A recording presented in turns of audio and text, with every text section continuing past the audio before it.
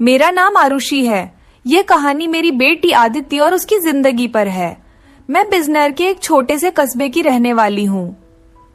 जब मैं विधवा हुई तो मेरे माँ बाप ने मेरी दूसरी शादी कर दी। एक ऐसे व्यक्ति से कर दी जिसका पहले से ही एक बेटा था और मेरे पास भी एक बेटी थी। अब मेरा बेटा और बेटी एक ही कमरे में सोते थे, मगर सुबह उठते ही मेरी बेटी बेड की चादर दिन प्रतिदिन चेंज कर देती, फिर मुझसे छुप छुप कर पुरानी चादर धोती और खुद नहाने चली जाती। कई बार तो मेरी बेटी बेहोश भी हो जाया करती थी। वो दिन ब दिन बहुत कमजोर होती जा रही थी। एक दिन सुबह उठकर मैं जल्दी से बेटी के कमरे में चली गई, मैं श्रेप, मगर आगे का माहौल देखकर मैं शर्म से पानी पानी हो गई। दिल से एक यही बात निकली कि भगवान ऐसा मंजर कभी किसी माँ को न दिखाए, क्योंकि वहां मेरी बेटी और बेटा आडिडे। अब कहानी पूरा सुनिए। मैं शादी के 2 साल बाद ही मैं विधवा हो गई थी। उस वक्त मेरी उम्र 18 साल थी, क्योंकि मेरे माँ बाप ने मेरी शादी 16 साल की उम्र में ही कर दी थी।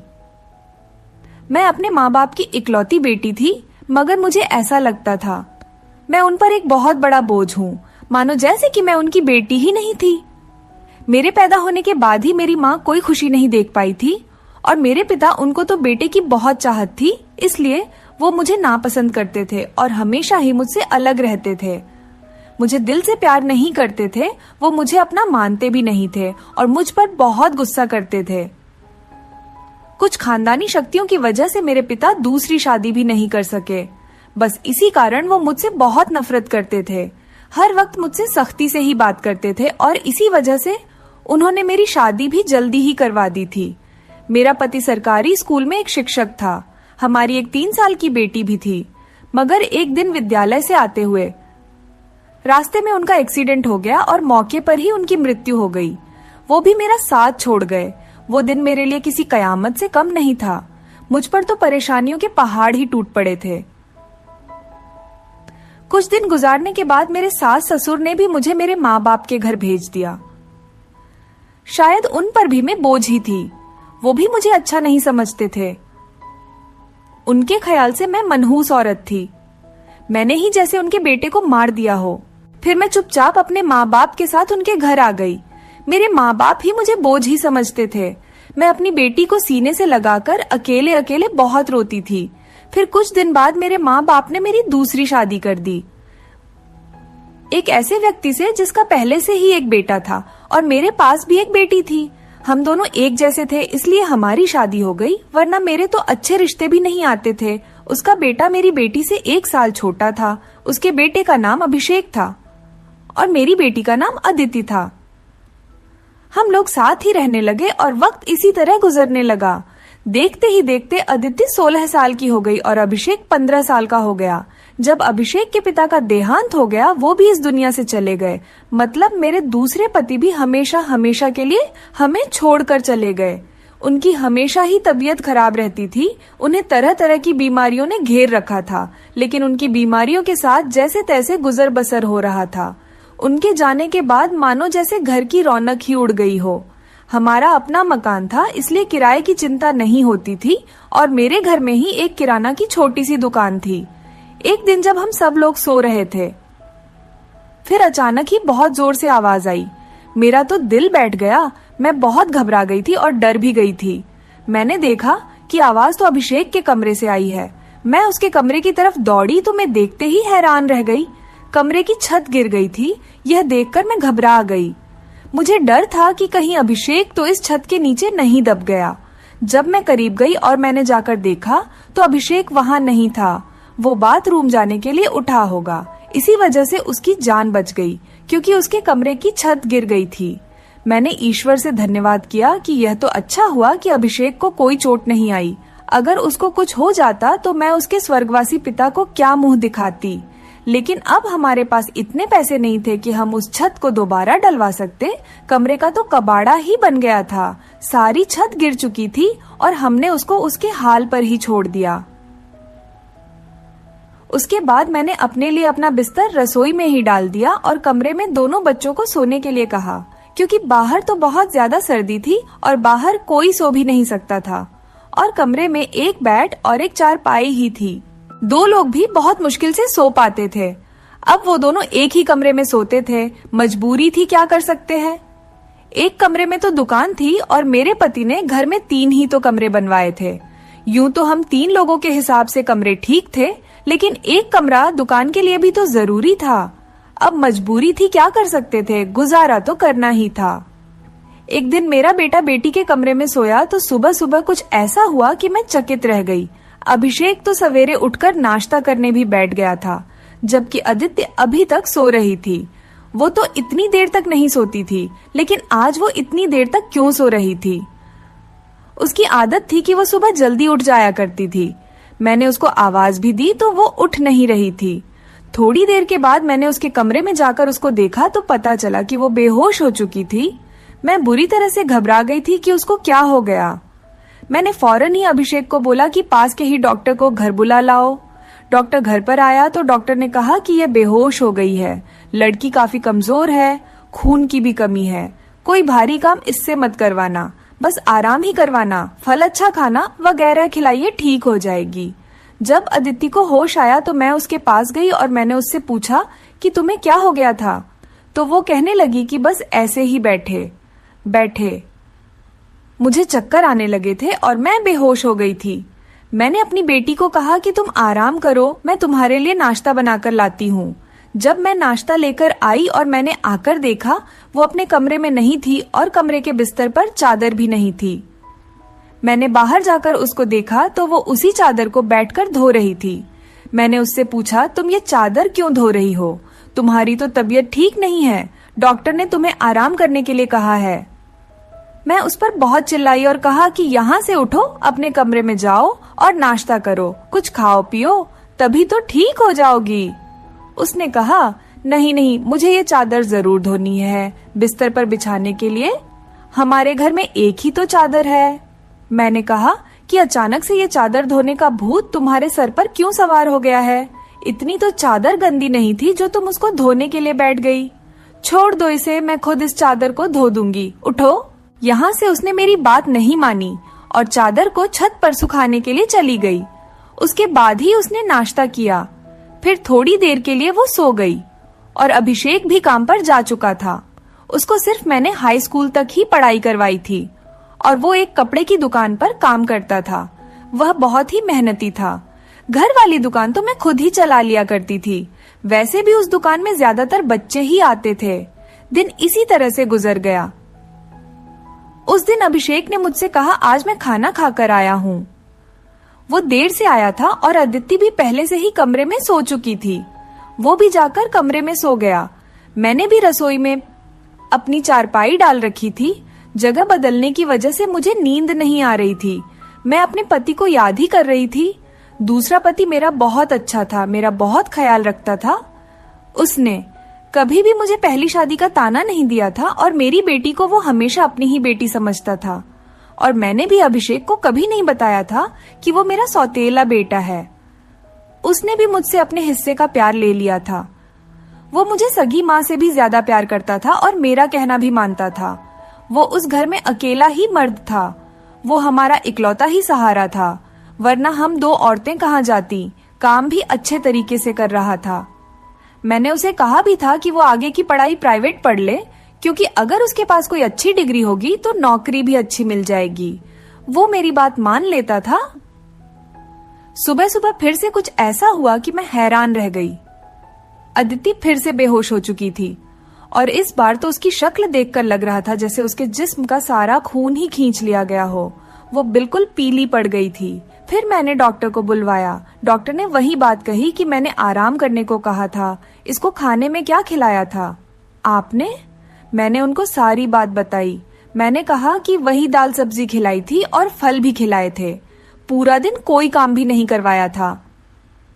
तो डॉक्टर ने कहा कि दोबारा से कैसे इतनी कमजोरी हो गई, आप इस बात को सीरियस लीजिए, नहीं तो आपकी बेटी की जान को खतरा हो सकता है। क्योंकि इस तरह से अचानक बेहोश हो जाना और कई घंटों तक बेहोश रहना कोई मामूली बात नहीं। डॉक्टर ने सख्ती से सारी बात बताई और कुछ देर बाद वो चले गए। फिर जब आदित्य होश आया तो मैंने उससे कहा कि तुमने फिर से अब कोई काम किया तो मुझसे बुरा कोई नहीं होगा। लेकिन थोड़ी देर बाद जब मैं उसके कमरे में दोबारा गई तो मैं यह देखकर हैरान हो गई कि वो क्या कर रही है। वो तो फिर से बेड की चादर को धो रही थी। इस बार मैं उसे दूर से देख रही थी, क्योंकि जो भी वो कर रही थी वह सब कुछ मामूली नहीं था। वो बेहोशी से उठकर चादर को धोना शुरू कर देती थी। यह सब क्या हो रहा था? वो ये सब क्यों कर रही थी? जब से मेरे बेटे ने उसके कमरे में सोना शुरू किया था तभी से वो ऐसा कर रही थी, और बेहोश भी तभी से हो रही थी। अभिषेक उसके लिए था तो सौतेला भाई, लेकिन बचपन से दोनों एक साथ ही पले बड़े हैं। उन दोनों में तो सगे भाई बहनों जैसी मोहब्बत थी। फिर ऐसा क्या हो रहा था? मेरी बेटी की तबीयत दिन भर दिन क्यों खराब होती जा रही थी? मैं रोती और सोचती रहती कि यह सब कुछ क्या हो रहा है। एक औरत कमजोर तब होती है जब वो बच्चे पैदा करती है तो उसके अंदर बिल्कुल भी ताकत नहीं रहती, लेकिन जवान लड़कियों यूं बेहोश होने लगे। यह तो कोई नॉर्मल बात नहीं थी। दूसरे ही दिन उसने चादर धोकर छत पर सुखाई। वो आसपास भी उसे ही देख रही थी कि जैसे मैंने उसे देखा तो नहीं है। मैं रसोई की खिड़की से ये सब कुछ देख रही थी। मैंने भी उसको ऐसा एहसास नहीं होने दिया जैसे मैं उसको देख रही हूँ। लेकिन मेरी बेटी क्या कर रही थी? वो फिर से बिस्तर पर आकर लेट गई और उसने अपने ऊपर वाली चादर को ओढ़ लिया ताकि मुझे कुछ पता न चले। नीचे वाली चादर है या नहीं ये मुझे नहीं पता था। मैंने उसको नाश्ता करवाया और दवाई दी। दुकान अच्छी नहीं चल रही थी। हमारी दुकान पर कोई बड़ा ग्राहक नहीं आता था। सिर्फ बच्चे ही गोलियां और टॉफियां लेने आते थे जो 5 रुपए देकर चले जाते। इसी तरह से तो काम नहीं चलने वाला था। मैं बहुत परेशान थी, लेकिन यह बात मैंने अपने बच्चों को कभी नहीं बताई। अभिषेक को भी कुछ नहीं बताया क्योंकि वो पहले से ही नौकरी कर रहा था। अब अगर ऐसे में ये बात बता देती तो वो और भी ज्यादा परेशान हो जाता। लेकिन मैं खुद बहुत परेशान हो गई थी। ऊपर से डॉक्टर ने कहा था बेटी को अच्छी चीजें खिलाओ, लेकिन घर में तो दाल रोटी के भी पूरे पैसे नहीं हो रहे थे। घर का खर्चा करना बहुत मुश्किल हो रहा था। लेकिन एक दिन कुछ बहुत ही अजीब हुआ। मैंने अपने बेटे अभिषेक और आदित्य को कुछ ऐसी बातें करते हुए सुना जिनकी मुझे बिल्कुल भी समझ नहीं आई। मेरे बेटे ने कहा, ये तुमने तो अभी से ही अपनी तबीयत खराब कर ली है, इस तरह तो नहीं चलेगा। अगर तुम्हें इतनी परेशानी हो रही है तो फिर हम ये सब नहीं कर सकते। मेरी बेटी ने कहा कि नहीं, मुझे यह काम करना है। इसी तरह के मौके बार बार नहीं मिलते हैं और मुझे क्या पता था कि मेरे साथ ये सब कुछ हो जाएगा। मुझे तो पता ही नहीं था कि मेरे अंदर इतनी भी ताकत नहीं है। मेरे बेटे ने कहा कि अब तो तुम्हें पता है ना, मैं तुम्हारी जिंदगी को दांव पर नहीं लगा सकता। तो मेरी बेटी का कहना था कि नहीं, सिर्फ 2-4 हफ्तों की बात है, उसके बाद ये मौका नहीं मिलेगा। ये सब क्या हो रहा था? मुझे कुछ समझ नहीं आ रहा था। ये दोनों क्या बातें कर रहे हैं? एक दिन तो मैंने कुछ ऐसा देखा जिसको देखकर मैं दंग रह गई। सुबह सुबह ही मेरी बेटी ने चादर को फिर से धोकर छत पर सुखा दिया और वो एक तरफ खड़ी होकर उलटी कर रही थी। मैंने कहा कि क्या हो गया है तुम्हें? वो घबरा गई और कहने लगी कि अचानक से मेरा दिल खराब हो गया। मैंने कहा, क्या मतलब है इस बात का कि दिल खराब हो गया? तुम्हारा क्या खा रही हो तुम ऐसा, और चादर को बार बार क्यों धोती हो? क्या छुपा रही हो मुझसे? अगर मुझे पता चला कि तुमने कोई ऐसी वैसी हरकत की है जिससे मेरी और तुम्हारे बाप की इज्जत दांव पर लग गई तो मैं तुम्हें कभी माफ नहीं करूंगी। मेरी बेटी हैरान हो गई। उसने कहा, माँ आप किस तरह की बातें कर रही हैं? ऐसा कुछ नहीं है जैसा आप सोच रही हैं। लगता है आज आपने कोई फिल्म देखी है या किसी ने आपके कान मेरे खिलाफ भर दिए हैं जो आप इस तरह की बातें कर रही हैं। मैं ऐसा क्यों करूंगी? और अगर मैंने इस चादर को धो दिया है तो क्या हो गया? चादर गंदी हो गई थी, बस इसीलिए धो दिया। आपको तो पता है कि कई दिन से मेरी तबीयत खराब है, तो दवाई खाने की वजह से मेरे पेट में भी खराबी हो रही है। अगर मुझे उल्टी आ गई तो इसका और कोई मतलब नहीं है। मेरी बेटी मुझसे इस तरह से बात कर रही थी। मैंने उसके मुंह पर थप्पड़ दे मारा और वो जमीन पर गिर गई। तभी अचानक अभिषेक भी आ गया। उसने कहा कि माँ आप ये क्या कर रही हैं? आपने इस पर हाथ क्यों उठाया? तो मैंने उससे कहा, हाँ मैंने इसको मारा है, इस पर हाथ उठाया है। ऐसा तो मुझे बहुत पहले ही करना चाहिए था, लेकिन अभी मैं पूरी तरह से बात की तह तक नहीं पहुंची हूँ। जिस दिन मुझे पता चल गया तुम दोनों के बारे में, उस दिन देखना। अब मुझे खुद पता नहीं था कि मुझे क्या हो गया था। मेरे दिल में जो बात आ रही थी मैं वही बोलती जा रही थी, जो कि मुझे इस तरह नहीं करना चाहिए था। रात को अचानक मेरी आंख खुली और मैंने देखा कि मेरे बच्चों के कमरे की लाइट जल रही थी। उस वक्त वो क्या कर रहे थे?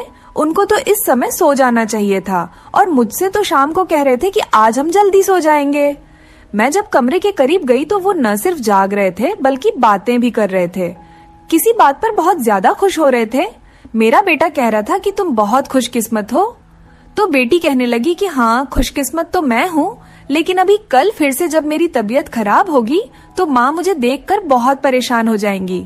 कब तक ऐसा झूठ बोलेंगे बेटा? बोला, बस कुछ दिन और कर लेते हैं, फिर सब कुछ ठीक हो जाएगा। मैं उनकी बातें सुनकर हैरान रह गई। आज मुझसे रहा नहीं गया। मैंने कमरे के दरवाजे को खोलने की कोशिश की तो मैं हैरान रह गई। उन्होंने दरवाजे को अंदर से बंद क्यों किया था? क्या वजह थी दरवाजा अंदर से बंद करने की? वैसे भी अब मौसम बदल रहा था, उनको दरवाजा खोलकर सोना चाहिए था। मैंने दरवाजे पर बार बार दस्तक देना शुरू कर दिया, लेकिन इस तरह से दस्तक देने के बावजूद भी उन लोगों ने दरवाजा खोलने में आधा घंटा लगा दिया। और उसके बाद जब मैंने कमरे में देखा तो उनके अलावा कमरे में कोई भी नहीं था और वो दोनों ऐसी शक्ल बनाकर बैठे थे जैसे नींद से जागे हों। मैंने कहा, इतनी देर में दरवाजा क्यों खोला है? तो कहने लगे, हम सो रहे थे। मैंने कहा कि झूठ नहीं बोला करो, तुम लोग जाग रहे थे और बातें कर रहे थे। उन्होंने कहा कि हम क्यों इस समय जागेंगे और क्यों बातें करेंगे? हमारा कौन सा कल पेपर है जो हम तैयारी करेंगे और जागेंगे? हम लोग तो सो रहे थे। मुझे उन दोनों की हरकतें समझ नहीं आ रही थीं। मेरे पास बोलने के लिए कोई शब्द नहीं थे। मुझे उनकी बातें समझ नहीं आ रही थी क्योंकि वो दोनों तो ऐसे ही बैठे थे जैसे नींद से अभी अभी जागे हों। उसके बाद मैंने उनको कुछ नहीं कहा और वहां से चली गई, लेकिन मैं सोचती थी कि कोई ना कोई गड़बड़ तो जरूर है। मैं ये देखकर हैरान रह गई। एक दिन मेरी बेटी के बाजू में नील के निशान भी थे। ये तो जख्म के निशान थे। मुझे समझ नहीं आ रही थी कि उसे क्या लगा था। मैंने उससे पूछा तो उसने कहा कि छुरी लगी है, लेकिन छुरी तो उंगली पर लगती है, बाजू पर नहीं। मेरी बेटी कोई ना कोई बात ऐसी है जो मुझसे छुपा रही थी। कभी बेहोश हो जाती थी, कभी उसके शरीर पर अजीब अजीब तरीके के निशान होते थे और कभी उठकर अपने बेड की चादर धोने लग जाती थी और मुझे कमरे में जाने नहीं देती थी। मेरा दिमाग जिस तरफ जा रहा था मैं वैसे ही सोचना नहीं चाहती थी। मेरी गलती थी। मैंने आग और पानी को क्यों एक साथ रखा? मुझे ऐसा नहीं करना चाहिए था। मैंने सोच लिया कि मुझे अब क्या करना है। जवान लड़का और लड़की को मुझे एक साथ एक ही कमरे में नहीं सोने देना चाहिए था। गलती तो मेरी ही थी। मुझे इन सब बातों का ध्यान रखना चाहिए था। अभिषेक था तो अदिति का सौतेला ही भाई। नियत बदलते देर नहीं लगती। जवानी की इस उम्र में बच्चे बुरी संगत में पड़ ही जाते हैं। सगा भाई तो सगा होता है और सौतेला भाई सौतेला। तो फिर मैं कैसे सौतेले भाई बहन को एक साथ एक ही कमरे में सुला रही थी? यह मेरी ही गलती थी। जब हम ही बच्चों पर ध्यान नहीं देंगे, परेशानियां तो पैदा ही होंगी। अच्छी बुरी बातों का ध्यान तो हमें ही रखना होता है। बच्चे तो नादान होते हैं और नादानी में ही बहुत सारी गलतियां कर बैठते हैं। जैसे जैसे विचार मेरे दिमाग में आ रहे थे, अगर ये सारे विचार सही हो गए तो फिर सारा का सारा कसूर मेरा ही होगा। मैंने अपने बेटे और बेटी पर नजर रखी थी। एक दिन मेरा बेटा बेटी को कोई चीज लाकर दे रहा था। मैं छुपकर उनकी बातें सुनने लगी। उसने कहा कि यह तुम्हारी दवाई है, इस परेशानी के लिए यह दवाई ले लो तो सब कुछ ठीक हो जाएगा। उसने मेरी बेटी को छुपाकर वो गोलियां दी। मैं परेशान हो गई कि ये किस चीज की गोलियां उसको दे रहा है। आखिर ऐसी क्या बात है जो परेशानी ये दोनों हल करना चाहते हैं और उसके बारे में मुझे नहीं पता। और ये दवाइयां कुछ अजीब सी क्यों लग रही थी? मेरी बेटी ने भी वो दवाइयां फौरन से पकड़ ली और उनको अपने दुपट्टे के पल्लू में छुपा लिया। बेटे ने कहा कि रात को सोने से पहले खा लेना, तो फिर अगले दिन तो बेहोश बिल्कुल भी नहीं होगी। और 2-3 दिन तक तो मेरी बेटी वाकई बेहोश नहीं हुई थी, लेकिन उसके बाद शायद उसकी वो गोलियां खत्म हो गई और एक दिन बाद फिर से मेरी बेटी बेहोश हो गई थी। मेरा बेटा भी घर पर नहीं था, इसलिए मैंने आज फायदा उठाने के बारे में सोचा। मैंने वो चादर बहुत ही होशियारी से बेटी के नीचे से खींच ली और उसको तरीके से तय करके अपने कमरे में ले आई। मुझे खोलकर देखना था कि इस पर ऐसा क्या लगा होता था जिसकी वजह से मेरी बेटी सुबह उठते ही उसे धोना शुरू कर देती थी और यहाँ तक कि अपनी बीमारी का भी ख्याल नहीं करती। जब मैंने चादर को खोलकर देखा तो पहले तो मुझे कुछ नजर नहीं आया, लेकिन जब मैंने ध्यान से देखा तो यह देखकर मैं हैरान रह गई कि उस चादर पर सफेद सफेद बाल थे और पूरी चादर बालों से भरी हुई थी। मुझे समझ नहीं आई ये किस चीज के बाल हैं, क्योंकि ये बाल बिल्कुल सफेद और छोटे छोटे बाल थे। मैं हैरान हो गई, लेकिन मुझे ये बात समझ नहीं आई। मैं सोचती रही कि ये सब कुछ क्या हो रहा है। मैं बेटे और बेटी की हरकतों पर नजर रख रही थी, इसलिए सारा कुछ अपने दिमाग में सोच रही थी, लेकिन मैं किसी नतीजे पर नहीं पहुंची थी। तब तक मेरी बेटी को यह पता चल ही गया कि चादर मैंने देख ली है, तो वो मेरे पास आकर बैठ गई और कुछ अजीब सी घबराई हुई नजर आने लगी। उसके बाद मैंने उससे पूछ लिया कि क्या बात है, क्यों परेशान लग रही हो? तो उसने कहा कि माँ वो चादर कहाँ है? तो मैंने उससे कहा कि वो तो मैंने धोकर डाल दी है। ये कहकर वो मेरे पास से जाने लगी, तो मैंने उसका हाथ पकड़कर उसे रोक लिया और मैंने कहा कि मैं सब कुछ देख चुकी हूँ, उस चादर पर जो भी लगा हुआ था। मुझे बता दो ये सब कुछ क्या है? तुम मुझसे इतने दिनों से क्या छुपा रही हो? मैं बहुत परेशान हो गई हूँ, मेरे दिमाग में बहुत बुरे बुरे विचार आ रहे हैं। वो मेरे पास बैठ गई और फिर मेरी बेटी ने मुझे ऐसी बात बताई कि मेरे कदमों तले से जमीन निकल गई। मेरी बेटी ने मुझे बताया कि माँ जैसा आप समझ रही हैं वैसा बिल्कुल भी नहीं है। दरअसल हमने देख लिया था कि इस घर के हालात अच्छे नहीं चल रहे, घर की दुकान भी नहीं चल रही थी और भैया भी कुछ खास पैसे नहीं कमा रहे थे, लेकिन हमें ऐसा कोई काम नहीं मिल रहा था जो हम लोग कर पाते। फिर भैया के एक दोस्त ने उसको एक काम दिया। दरअसल उसने कुछ बहुत ही नस्ली किस्म के बिल्ली के बच्चे रखे हुए थे, जो कि 3 से 4 की तादाद में थे, लेकिन उनको संभालना उसके बस से बाहर था। इसलिए उसने हमें उन बच्चों को संभालने का काम दिया और उस काम के बहुत सारे पैसे दिए। दरअसल भैया भी पूरा दिन वहीं होते थे, लेकिन रात में भाई को आराम भी करना होता था, इसलिए उन बिल्ली के बच्चों को कमरे में ले आते थे और मैं उनको संभाल लेती थी। उन्हीं के बाल सुबह चादर पर लगे हुए थे, जिसको मैं सुबह को धो देती थी, क्योंकि हमें पता था कि आपको इस तरह की चीजें अच्छी नहीं लगती और हम आपको यह सब कुछ बताना भी नहीं चाहते थे। हम ये सब काम कर रहे हैं और मुझे बाद में पता चला कि मुझे बिल्ली के बच्चों से एलर्जी हो जाती है, जिसकी वजह से मैं सुबह को बेहोश हो जाती थी। भैया ने मुझे जो दवाइयां लाकर दी थी वो भी इसी चीज की थी, ताकि मेरी एलर्जी कम हो जाए। माँ, भैया का वो दोस्त बहुत अमीर है और वो इस काम के हमें बहुत ज्यादा पैसे भी दे रहा था।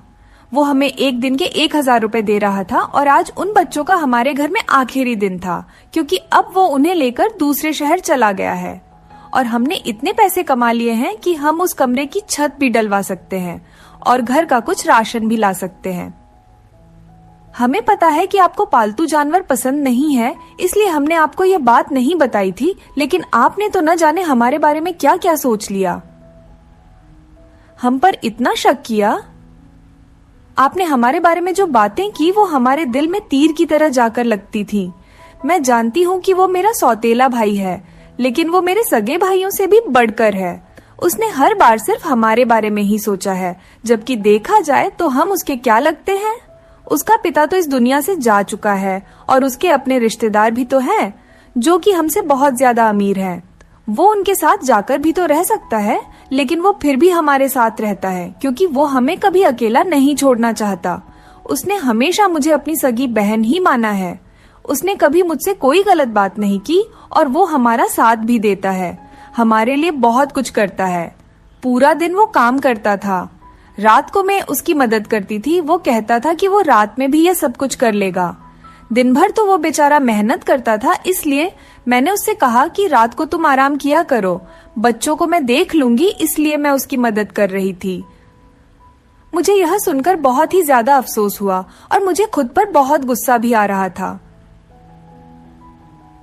मैंने अपने बच्चों के बारे में क्या क्या सोचा। मैं अपने बच्चों के बारे में जितना गलत सोच रही थी, मेरे बच्चे उससे भी कई गुना ज्यादा अच्छे हैं। इतनी गलत बातें मैंने उनके बारे में सोची जितनी मुझे सोचनी भी नहीं चाहिए थी। हमने ये बात अभिषेक को नहीं बताई।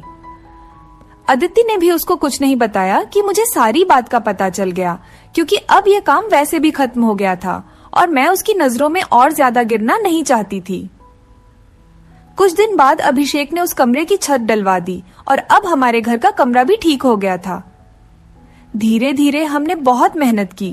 मेरी बेटी ने भी घर में बच्चों को ट्यूशन पढ़ाना शुरू कर दिया था। हमारे हालात पहले से बेहतर होने लगे। धीरे धीरे इतने बेहतर हो गए कि हमारे घर में कोई तंगी नहीं रही। मेरे साथ जिंदगी ने बहुत बुरा किया था, लेकिन अच्छा यह किया कि मुझे बहुत ज्यादा नेक और अच्छे बच्चे दिए, चाहे वो मेरे अपने थे या पराई। ईश्वर की कृपा से मेरे दोनों बच्चे बहुत ही मेहनती हैं और इस बात को समझते हैं कि अभी उनकी मेहनत के दिन हैं। हाथ पर हाथ रखकर नहीं बैठ सकते, क्योंकि उनके सर पर पिता का साया नहीं था और मैं भी कुछ खास कर नहीं सकती थी। इस बात का उनको एहसास था और यह एक बहुत बड़ी बात है। ईश्वर की कृपा है कि अब सब कुछ ठीक हो गया। ऊपर वाले का लाख लाख शुक्र हुआ। जैसा मैं सोच रही थी वैसा कुछ नहीं हुआ, लेकिन ऐसा हो भी सकता था। अगर ऐसा होता तो मैं कहाँ जाती। बस आखिर में इतना कहना चाहूंगी, जो ऊपर वाला चाहता है होता वही है। मेरे बच्चे बहुत समझदार हैं और उनके दिल में कोई ऐसी बात नहीं है, लेकिन फिर भी मैं ऐसी माँ को नसीहत करूंगी, बच्चों के साथ के इस मामले में थोड़ी एहतियात जरूर करें और वो गलती न करें जो मैंने अपने बच्चों के साथ की है। मुझे दोनों को एक कमरे में नहीं रखना चाहिए था, क्योंकि जो न हुआ और वो हो भी सकता था, और अगर वो हो जाता तो सब कुछ खत्म हो जाता। मेरे बच्चे तो समझदार थे, शायद मेरे साथ इसलिए ऐसा नहीं हुआ। अपने बच्चों का ध्यान रखें, उनकी जिंदगी पर भी ध्यान रखें और वो कब क्या कर रहे हैं इस बारे में पूरी जानकारी रखें, और बच्चों पर प्यार करने के साथ साथ थोड़ी सख्ती भी रखें, और वो क्या गलती कर रहे हैं क्या नहीं, इन सब बातों के बारे में उनसे जानकारी लेते रहें और इस बात का ध्यान रखें। जब बच्चे जवान हो जाएं तो उनका बिस्तर अलग कर देना चाहिए। आपसे भी यही सब कहूंगी कि अपने बच्चों का ध्यान रखें। दोस्तों, उम्मीद करती हूँ आपको हमारी कहानी पसंद आई होगी। कहानी पसंद आई है तो वीडियो को लाइक करें, चैनल पर नए हैं तो चैनल को सब्सक्राइब करें, और हाँ, नोटिफिकेशन बेल को जरूर दबाएं ताकि अगली अपडेट सबसे पहले आपको मिले। धन्यवाद। वीडियो देखने के लिए एक लाइक जरूर कर दीजिए। यहाँ तक देख लिए हैं तो